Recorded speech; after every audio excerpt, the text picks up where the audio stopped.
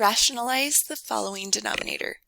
So we cannot have a square root in the denominator in our final answer, and so we've got to find a way to get rid of that.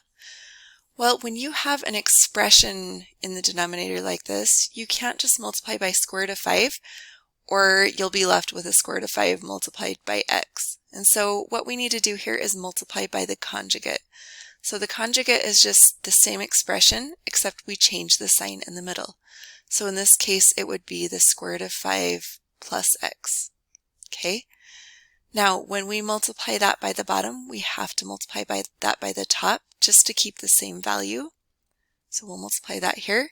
So on the top, we get 3 square root of 5 plus 3x.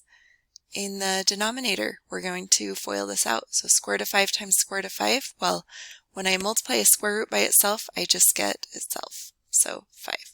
Square root of 5 times x, I'll get plus x square root of 5, minus x times square root of 5, and then minus x times x, or minus x squared. So the numerator stays the same, 3 square root of 5 plus 3x. In the denominator, I still have 5, and here is where the magic happens. So I have plus x squared of 5 minus x squared of 5. Because one sign was negative, one was positive, it makes these middle terms cancel out. So those two will be gone, and I'll just be left with 5 minus x squared.